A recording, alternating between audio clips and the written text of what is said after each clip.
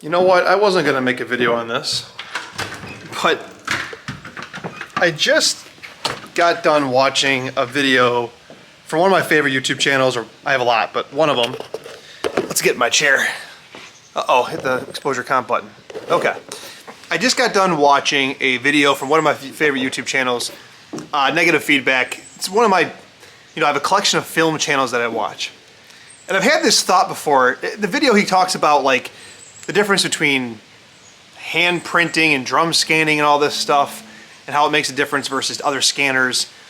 And I got to thinking, film is a weird space right now. And it's really weird because I like it. I like shooting my AE1, and I've got some Portra I'm shooting, some T-Max. And I really like the experience. I think the way those images come back are very hard to reproduce in digital, if not impossible. And for that reason, it's cool, if not just a talking point.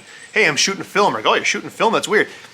All that stuff is cool. But then I got to thinking, the cameras may be relatively cheap for the most part compared to digital cameras. But then the film, like good film, is anywhere from $5 to $15 a roll. Okay, you got that cost.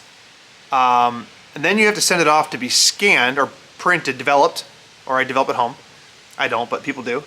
And then scanned. And that portion, the development process and the scanning process, creates huge variability, right? So your film stock has a certain look. You pick that film stock, but then you develop it. And depending how you develop it, that changes a lot. And then how the scanner you use changes a lot. The way you print it changes a lot. I mean, the process is incredible, right? The camera is the least important thing. The lens, I think, is important. The camera, the box, is the least important thing there is. It really comes down in film, choosing your film stock, then how it's developed, then how it's scanned.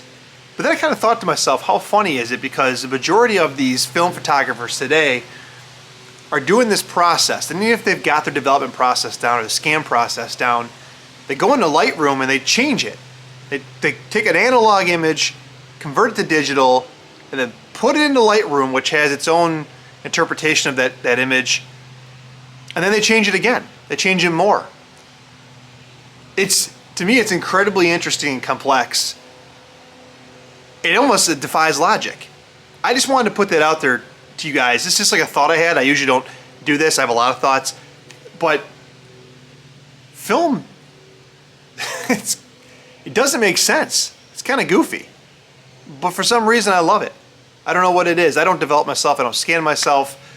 And I don't even really tweak that much in Lightroom. I usually just straighten and crop and maybe a little in the contrast or whatever. That's it. But I'm watching these film photographers, and I guess for them, it's almost like being a chef, right? Like you got this crazy recipe of stuff that you concoct together to get to your end result.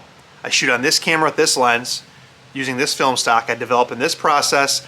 I scan with this equipment to get a digital output that I put into Lightroom, and I apply this method to it. It's pretty crazy. It's pretty crazy.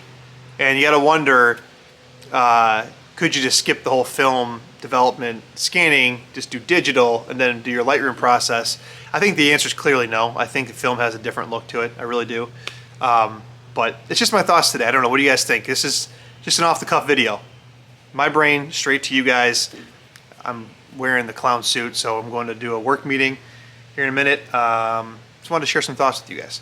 All right, have a great day. I have some more videos coming up, and I've been trying to avoid any gas gear conversations with you guys because it's been crazy.